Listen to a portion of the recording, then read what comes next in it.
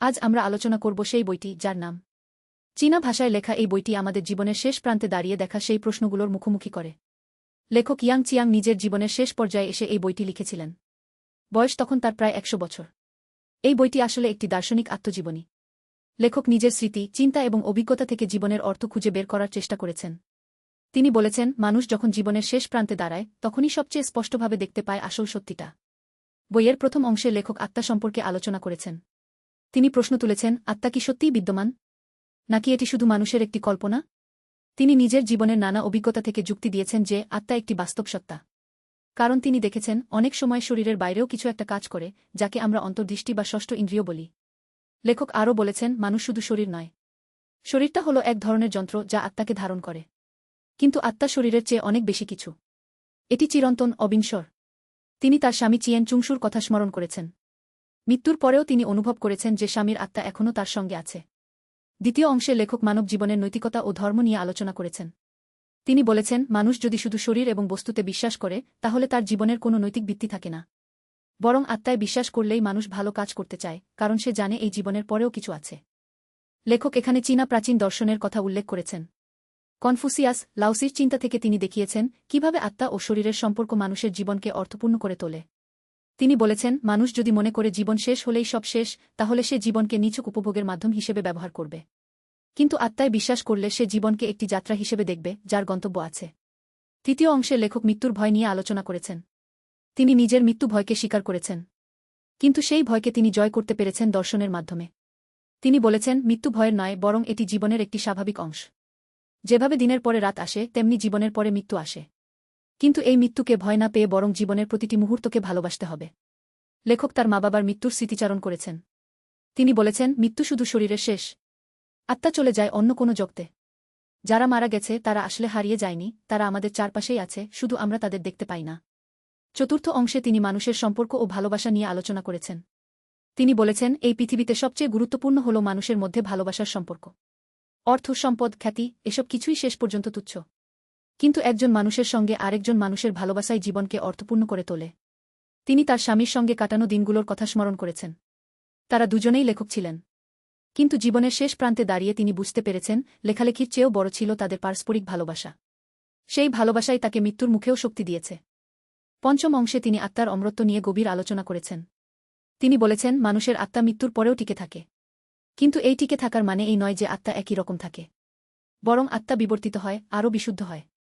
তিনি বৌদ্ধ দর্শনের পুনর্জন্মের ধারণা উল্লেখ করেছেন, কিন্তু সম্পূর্ণভাবে সমর্থন করেননি। বরং তিনি নিজের একটি ব্যাখ্যা দিয়েছেন। লেখক বলেছেন, আত্মা আসলে একটি শক্তি। এই শক্তি শরীরে বন্দী থাকে।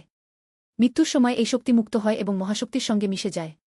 এই মিশে যাওয়ার অর্থ এই নয় যে আত্মা পুরোপুরি বিলীন হয়ে যায়। বরং এটি একটি উচ্চতর স্তরে চলে যায়, যেখানে এটি সবকিছুর সঙ্গে একাত্ম হয়ে যায়।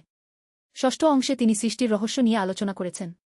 তিনি প্রশ্ন তুলেছেন, এই বিশাল মহাবিশ্ব কি কোনো উদ্দেশ্য ছাড়া সৃষ্টি হয়েছে, নাকি এর পেছনে কোনো স্রষ্টা আছে? তিনি কোনো নির্দিষ্ট ধর্মের উত্তর দেননি, বরং নিজের যুক্তি ও অভিজ্ঞতা থেকে বলেছেন, এই সৃষ্টির পেছনে নিশ্চয়ই কোনো একটি পরিকল্পনা আছে। কারণ এত সুন্দর, সুশৃঙ্খল মহাবিশ্ব নিছক দৈবক্রমে তৈরি হতে পারে না। সপ্তম অংশে তিনি বিজ্ঞান ও ধর্মের সম্পর্ক নিয়ে আলোচনা করেছেন। তিনি বলেছেন, বিজ্ঞান এবং ধর্ম পরস্পরের বিরোধী নয়, বরং উভয়ই সত্যের বিভিন্ন দিক প্রকাশ করে। বিজ্ঞান বস্তুজগতের সত্য খোঁজে, আর ধর্ম আত্মিক জগতের সত্য খোঁজে। একজন মানুষের উচিত উভয়কেই সম্মান করা। লেখক নিজে একজন বিজ্ঞানী ছিলেন না, কিন্তু তিনি অনেক বিজ্ঞানীর কাজ পড়েছেন। আইনস্টাইন, নিউটন, এডিংটন এদের মতামত উল্লেখ করে তিনি দেখিয়েছেন কিভাবে বিজ্ঞানের অগ্রগতি মানুষের আত্মিক বিশ্বাসকে আরও শক্তিশালী করতে পারে। কারণ বিজ্ঞান যত এগোচ্ছে ততই মানুষ বুঝতে পারছে বস্তুজগৎ আপেক্ষিক, আর প্রকৃত সত্য অনেক গভীরে লুকিয়ে আছে। অষ্টম অংশে তিনি মানব জীবনের দুঃখ ও কষ্ট নিয়ে আলোচনা করেছেন। তিনি বলেছেন, এই পৃথিবীতে কোনো মানুষই দুঃখমুক্ত নয়। সবাই কোনো না কোনো দুঃখ বহন করে। কিন্তু এই দুঃখই মানুষকে শক্তিশালী করে, মানুষকে আত্মার দিকে ফিরিয়ে আনে। তিনি তার নিজের জীবনের নানা দুঃখের স্মৃতি তুলে ধরেছেন। স্বামীর মৃত্যু, নিজের বৃদ্ধ বয়স, সমাজের নানা অস্থিরতা এসব কিছুই তাকে আরও গভীরভাবে ভাবতে শিখিয়েছে। তিনি বলেছেন, দুঃখ ভোগ করার জন্যই মানুষ এই পৃথিবীতে আসে। কিন্তু এই ভোগের পরিণতি হয় একটি বিশুদ্ধ আত্মা।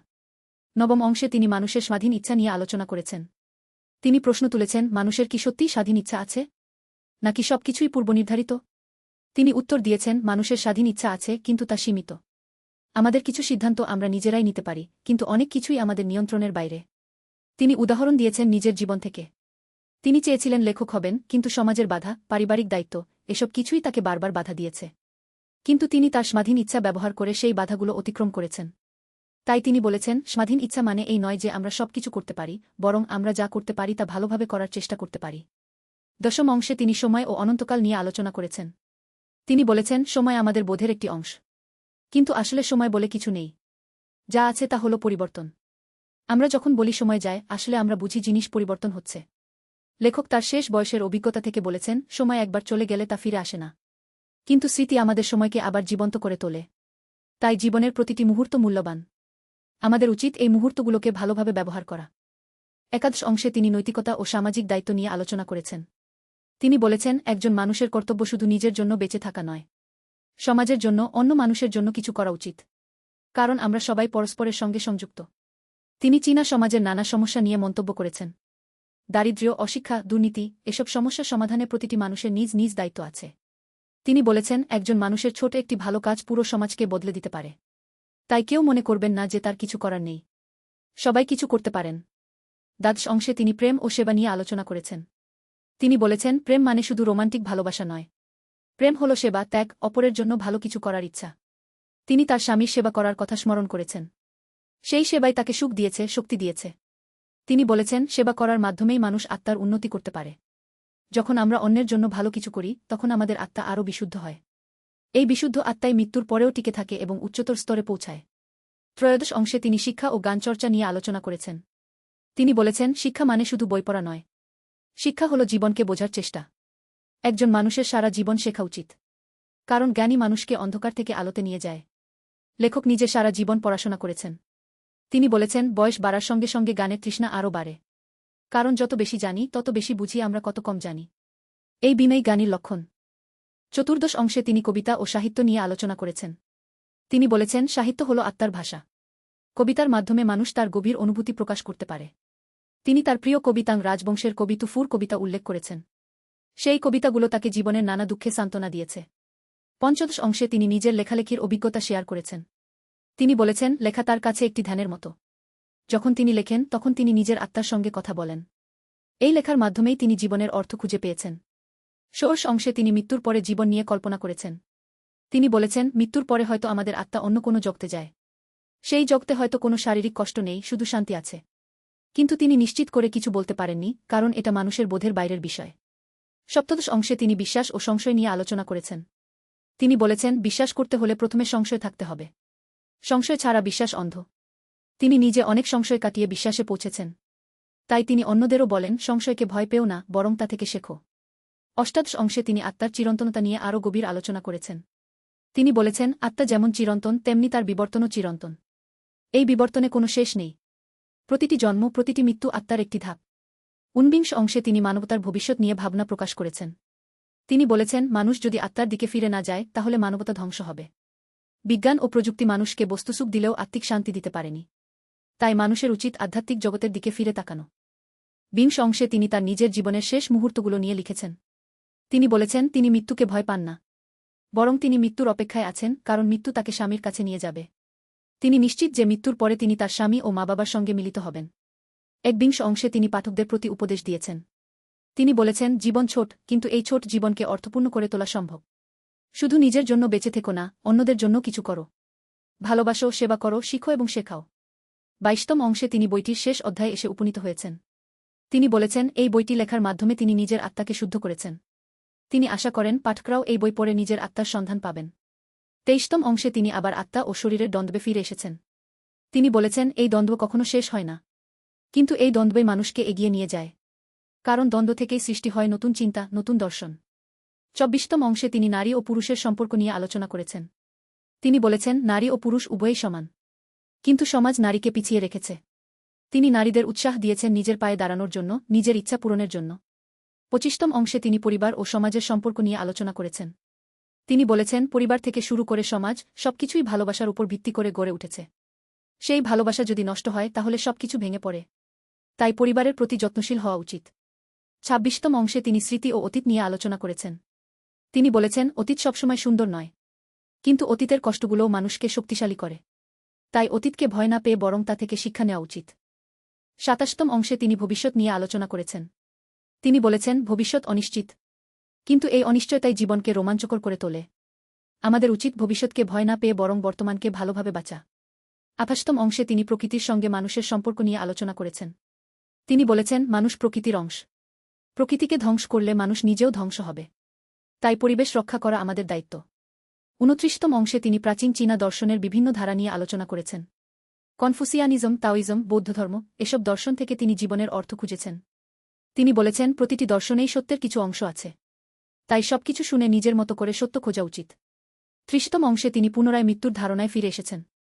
তিনি বলেছেন, মৃত্যুকে ভয় না পাওয়ার মানে এই নয় যে মৃত্যুকে অবহেলা করা। বরং মৃত্যুকে সম্মান করা উচিত, কারণ মৃত্যুই জীবনকে অর্থ দেয়। 31তম অংশে তিনি জীবন ও মৃত্যুর চক্র নিয়ে আলোচনা করেছেন। তিনি বলেছেন, এই চক্র চিরকাল চলবে। প্রতিটি মৃত্যুই একটি নতুন জন্মের সূচনা। তাই মৃত্যুকে শেষ ভেবে দুঃখ না করে বরং নতুন শুরু ভেবে আনন্দ করা উচিত। 32তম অংশে তিনি মানুষের দুর্বলতা ও শক্তি নিয়ে আলোচনা করেছেন। তিনি বলেছেন, প্রতিটি মানুষেরই দুর্বলতা আছে। কিন্তু সেই দুর্বলতা কাটিয়ে ওঠার শক্তিও মানুষের আছে। শুধু চাই ইচ্ছাশক্তি। 33তম অংশে তিনি সমাজের নানা অন্যায়ের বিরুদ্ধে প্রতিবাদ করেছেন। তিনি বলেছেন, একজন মানুষের কর্তব্য হল অন্যায়ের বিরুদ্ধে দাঁড়ানো। নীরব থাকা মানে অন্যায়কে সমর্থন করা। 34তম অংশে তিনি শিল্প ও সৌন্দর্য নিয়ে আলোচনা করেছেন। তিনি বলেছেন, সৌন্দর্য মানুষের আত্মাকে প্রশান্তি দেয়। তাই শিল্প, সঙ্গীত, সাহিত্য এসবই মানুষের জীবনে গুরুত্বপূর্ণ। 35তম অংশে তিনি ভোগবাদ ও সরলতা নিয়ে আলোচনা করেছেন। তিনি বলেছেন, ভোগবাদ মানুষকে অসুখী করে। অল্পে তুষ্ট থাকাই প্রকৃত সুখের পথ। 36তম অংশে তিনি ঈশ্বর ও স্রষ্টা নিয়ে আলোচনা করেছেন। তিনি বলেছেন, ঈশ্বর কোনো ব্যক্তি নন, এটি একটি শক্তি। এই শক্তি সর্বব্যাপী। আমরা যখন ভালো কাজ করি তখন এই শক্তির কাছাকাছি যাই। 37তম অংশে তিনি অহংকার ও বিনয় নিয়ে আলোচনা করেছেন। তিনি বলেছেন, অহংকার আত্মাকে কলুষিত করে। বিনয় আত্মাকে শুদ্ধ করে। তাই একজন মানুষের উচিত সর্বদা বিনয়ী থাকা। 38তম অংশে তিনি ক্ষমা ও মাফ নিয়ে আলোচনা করেছেন। তিনি বলেছেন, ক্ষমা করার মধ্যে বড়ত্ব। অপরকে ক্ষমা করলে নিজের আত্মাও হালকা হয়। ক্ষমা না করলে আত্মায় বিষ জমে। 39তম অংশে তিনি ধ্যান ও যোগ নিয়ে আলোচনা করেছেন। তিনি বলেছেন, ধ্যান আত্মাকে শান্ত করে। নিয়মিত ধ্যান করলে আত্মার শক্তি বাড়ে। তিনি নিজেও প্রতিদিন ধ্যান করতেন। 40তম অংশে তিনি শেষবারের মতো পাঠকদের উদ্দেশ্যে বলেছেন, জীবনকে ভালোবাসো। প্রতিটি মুহূর্তকে উপভোগ করো। মানুষের জন্য ভালো কিছু করো। তাহলেই জীবনের প্রকৃত অর্থ বুঝতে পারবে। 41তম অংশে তিনি তার মৃত্যু পরবর্তী জীবন সম্পর্কে কল্পনা করেছেন। তিনি বলেছেন, মৃত্যুর পরে তিনি হয়তো আর কোনো বই লিখবেন না। কিন্তু তিনি তার স্বামীর সঙ্গে থাকবেন চিরকাল। 42তম অংশে তিনি আবার আত্মার অমরত্ব প্রসঙ্গে ফিরে এসেছেন। তিনি বলেছেন, এই অমরত্ব শুধু চীনাদের নয়, সব মানুষের জন্যই সত্য। প্রতিটি মানুষের আত্মাই চিরন্তন। 43তম অংশে তিনি ধর্মের বিভিন্ন রূপ নিয়ে আলোচনা করেছেন। তিনি বলেছেন, প্রতিটি ধর্মই সত্যের দিকে নিয়ে যায়, তবে ভিন্ন ভিন্ন পথে। তাই ধর্ম নিয়ে বিবাদ না করে বরং সহনশীল হওয়া উচিত। 44তম অংশে তিনি ভালোবাসার শক্তি নিয়ে আলোচনা করেছেন। তিনি বলেছেন, ভালোবাসা সবচেয়ে বড় শক্তি। এই শক্তি মৃত্যুকেও জয় করতে পারে। তিনি নিজের স্বামীর প্রতি ভালোবাসার মাধ্যমেই মৃত্যুকে জয় করেছেন। 45তম অংশে তিনি শেষের পথে এগিয়ে চলেছেন। তিনি বলেছেন, মৃত্যু আসুক, তিনি প্রস্তুত। তিনি কোনো আক্ষেপ ছাড়াই এই পৃথিবী ছেড়ে যেতে চান। 46তম অংশে তিনি লেক্যের শেষ উপদেশ দিয়েছেন, জীবনকে সরল করো, মানুষের জন্য ভালো করো, আত্মার সন্ধান করো। তাহলেই তুমি প্রকৃত সুখ পাবে। 47তম অংশে তিনি বইটির মূল বক্তব্য পুনরায় বলেছেন, জীবন অর্থহীন নয়। প্রতিটি মানুষের জীবনের একটি উদ্দেশ্য আছে। সেই উদ্দেশ্য খুঁজে বের করাই মানুষের কাজ। 48তম অংশে তিনি পাঠকদের উদ্দেশ্যে শেষ কথাগুলো বলেছেন, এই বইটি পড়ার পর তোমরা যদি নিজের জীবন নিয়ে একবারও ভেবো, তাহলেই আমার লেখা সার্থক হবে। 49তম অংশে তিনি আত্মার মুক্তি ও মোক্ষ নিয়ে আলোচনা করেছেন। তিনি বলেছেন, মোক্ষ মানে সবকিছু থেকে মুক্তি, কিন্তু এই মুক্তি পাওয়া খুব কঠিন। শুধু সেবা ও ভালোবাসার মাধ্যমেই এই মুক্তি সম্ভব। 50তম অংশে তিনি শেষ করেছেন তার দীর্ঘ আলোচনা। তিনি বলেছেন, এই বইটি তার জীবনের শেষ উপহার। তিনি আশা করেন, এই উপহার পাঠকের জীবনে আলো আনবে।